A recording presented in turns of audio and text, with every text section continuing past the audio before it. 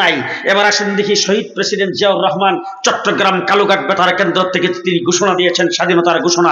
সেই ঘোষণাপত্রে তিনি এই কথা বলছেন কিনা, মুক্তিযুদ্ধ করার জন্য আমরা প্রস্তুতি গ্রহণ করেছি, বিদ্রোহ করেছি পাকিস্তান আর্মিদের সাথে, আমরা আজকে থেকে যুদ্ধের ময়দানে নামলাম, স্বাধীনতার ঘোষণা দিচ্ছি আমি। এই স্বাধীনতার ঘোষণার সাথে এই শব্দটা তিনি বলছেন কিনা, যদি যুদ্ধ করে দেশ স্বাধীন করতে পারি, দেশটা হবে ধর্মনিরপেক্ষ। মুক্তিযুদ্ধের সর্বাধিনায়ক এম এ জি উসমানী সাহেব বোধহয় কথা বলছিলেন। আপনাদের বান্দরা নবাবগঞ্জে যারা মুক্তিযুদ্ধ করছে তারা বোধহয় বলছে অস্ত্র কান্দি নিয়া, যুদ্ধ করতেছি, স্বাধীন হইলে দেশটা হবে ধর্মনিরপেক্ষ। বলছেন এই কথা? বলছেন এই কথা? মেজর এম এ জলিল সাহেব হযরত হাফিজ হুজুরের মুরিদ হয়েছিলেন, হাফিজ হুজুরের সাথে একসাথে আন্দোলনের ময়দানে ছিলেন। এম এ জলিল সাহেবকে আমি একদিন গাড়িতে বসে জিজ্ঞেস করছিলাম, জলিল ভাই মুক্তিযুদ্ধের কিছু স্মৃতিচারণ করেন। তখন তিনি আমাকে বলছিলেন, জুনেদ ভাই শোনেন, আমরা মুক্তিযুদ্ধের সময় উলামায়ে কেরামের কাছ থেকে ফতোয়া নিয়েছিলাম, একদল যুদ্ধ করবে, আরেক দল যুদ্ধের ময়দানে নামাজ পড়বে। যখন নামাজের টাইম হতো আমরা যুদ্ধের ময়দান থেকে ভাগ হয়ে যাইতাম, আমাদের রক্ত মাখা অবস্থায়, কেউ কাদা মাখা, কেউ মাটি মাখা, আমরা সেই জায়গার ভিতরে পানির ব্যবস্থা না থাকলে তায়াম্মুম করে আমরা ওই অস্ত্র শস্ত্র সহ আমরা একজনকে ইমাম বানায় জামাতের সাথে নামাজ আদায় করেছি, তারপরে যুদ্ধ করেছি। এই করে যারা মুক্তিযুদ্ধ করেছেন, মুক্তিযুদ্ধের সময় ধর্মনিরপেক্ষতাবাদের কথা বলে নাই। যখন দেশ স্বাধীন হয়েছে কেউ বলে শেখ মুজিবুর রহমান সাহেব পাকিস্তানিদের কাছে আত্মসমর্পণ করেছেন, আবার কেউ বলে তিনি অ্যারেস্ট হয়েছেন। আমি কোনোটাই বলতে চাই না, উনি তাদের হাতেই ছিলেন। দেশ স্বাধীন হওয়ার পরে যখন সেখান থেকে সারা পাইছেন, আইসিনি বাংলাদেশ ডাইরেক্ট লন্ডন, কোথায় লন্ডন, সেখানে যাইয়া তিনি একটা পেটিশন নিয়েছেন। এরপর আসছেন দিল্লি, আইসা শ্রীমতী ইন্দিরা গান্ধীর সঙ্গে সাক্ষাৎ করে এখান থেকে নিয়েছেন আরেকটা পেটিশন। এরপরে বাংলাদেশে আইসা তিনি ৭২ সনে সংবিধান করলেন ধর্মনিরপেক্ষ। এবার জিজ্ঞেস করতে চাই, দেশ স্বাধীন ধর্মনিরপেক্ষতার নাম হয়েছে? আর ৯ মাসে যুদ্ধ করে স্বাধীন করতে পেরেছে একমাত্র ইসলাম আর মুসলমান হওয়ার কারণে, ঠিক না ঠিক? আরো জোরে বলেন ঠিক না ঠিক? ধর্মনিরপেক্ষতা প্রতিষ্ঠার জন্য দেশ স্বাধীন হয় নাই। ধর্মনিরপেক্ষতাবাদ কোনো মুসলমান মানতে পারে না, কারণ মুসলমান যখন জন্মগ্রহণ করেছে তখন ডান কানে আযান আর বাম কানে একামত। এটা কোন ধর্মের? ধর্মনিরপেক্ষ কেমনে হইল? মরার পরে কাপড় পরাইব ৩টা, ধর্মনিরপেক্ষ তো? কবরের জানাজা করবো ৪ তাকবীরে, ধর্মনিরপেক্ষ তো?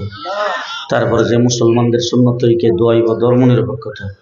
কবরে শোয়াইবার সময় বলবেন বিসমিল্লাহি ওয়া আলা মিল্লাতি রাসূলিল্লাহ। যদি কোনো ব্যক্তি মন ও প্রাণে ধর্মনিরপেক্ষতাবাদকে বিশ্বাস করে, সেই ব্যক্তির জানাজা পড়া উচিত হবে না, কবরে রাখা উচিত হবে।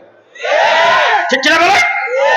আমার ভাইরা, মেজরিটি মুসলমানের দেশ আমার আল্লাহ পাক কোরআন শরীফের ভিতরে পরিষ্কার নির্দেশ করেছেন। মাওলানা খালেদ সাইফুল্লাহ সাইদি আইয়ুবী সাহেবের ওয়াজটা আল্লাহ পাক বলছেন, আল্লাযীনা ইম্মাক্কান্নাহুম ফিল আরদ, যদি মুসলমান তোমাদেরকে কোথাও কোনো দেশের রাজত্ব যদি তোমাদের হাতে দেওয়া হয়, সর্বপ্রথম কাজ করবে আকিমুস সালাহ, নামাজ কায়েম করবে। ২ নম্বর আতাউজ যাকাত, যাকাত আদায় করবে।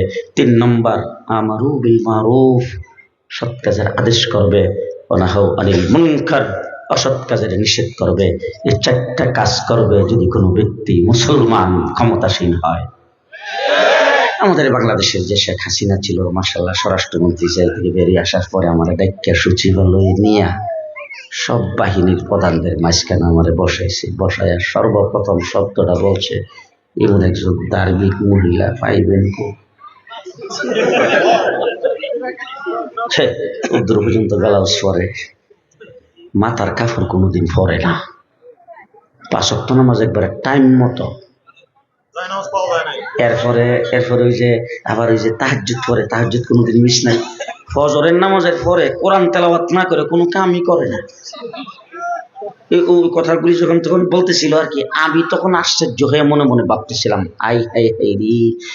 আল্লাহ 1400 বছর আগে হাসিনার কথা কেমনে জানলো?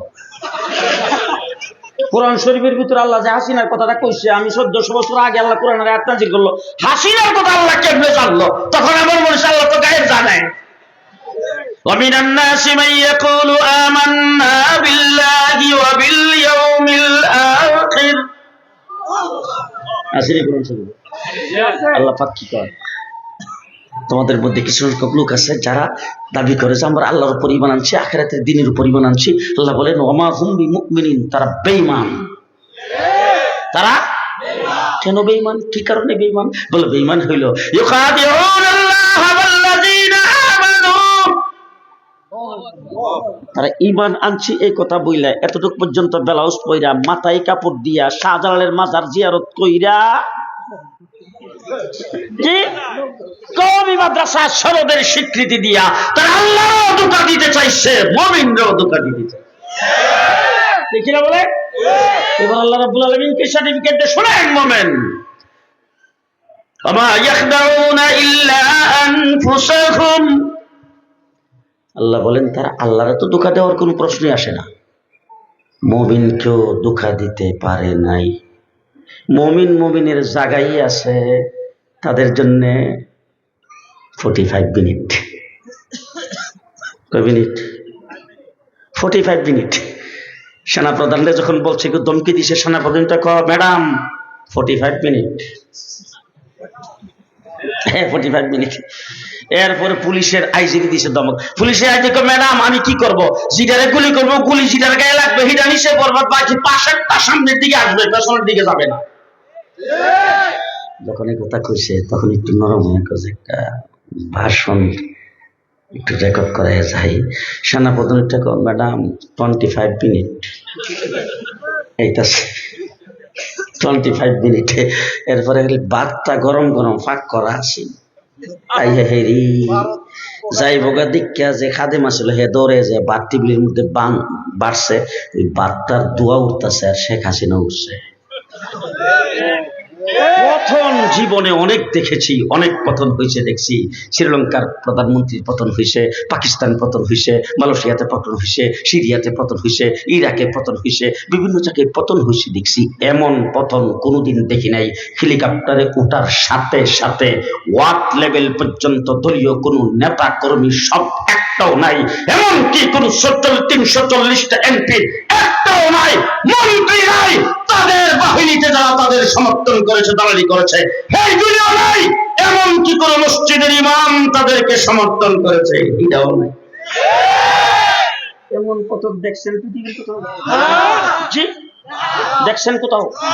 ও আমার ভাইরা, 54 বছরের বাংলাদেশ, সর্বপ্রথম শেখ মুজিবুর রহমান সাহেব শেখ আমার সোনার বাংলা, একজনে বমি করছে আরেকজনে খাইছে, কিছুদিন পরে আরেকজনে সবুজ বাংলা, এর শাসাবাইটাকে ধরে রাখ, সোনার বাংলাও না, সবুজ বাংলাও না, নতুন বাংলা।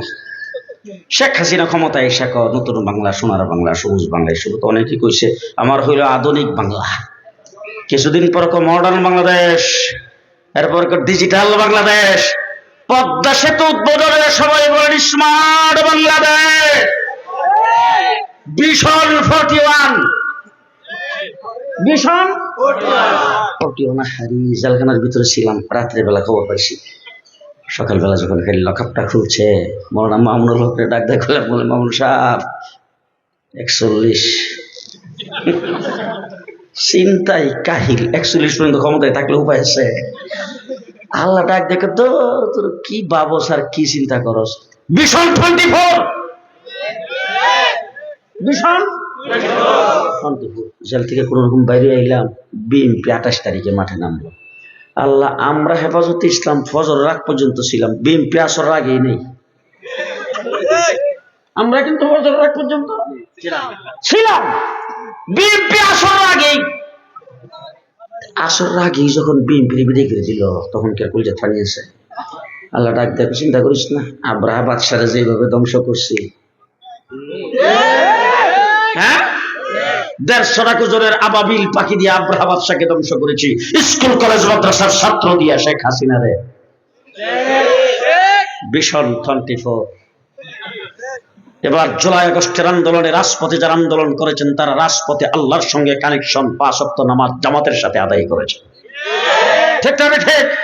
তাদের রাজপথের পরিষ্কার স্লোগান ছিল নারে তাকবীর, নারে তাকবীরের স্লোগান দিয়ে আল্লাহু আকবার আওয়াজ করে রাজপথে নামাজ আদায় করে মাদ্রাসা স্কুল কলেজের ছাত্ররা একাকার হয়ে আন্দোলন করে দেশকে বিপ্লব ঘটাইছেন। শহীদ হবে আগামী দিনে ইসলাম কে রাজি আছেন দাঁড়িয়ে বলতে হবে, দাঁড়িয়ে দিন কে কে রাজি আছেন, দাঁড়িয়ে বলেন কে কে রাজি আছেন।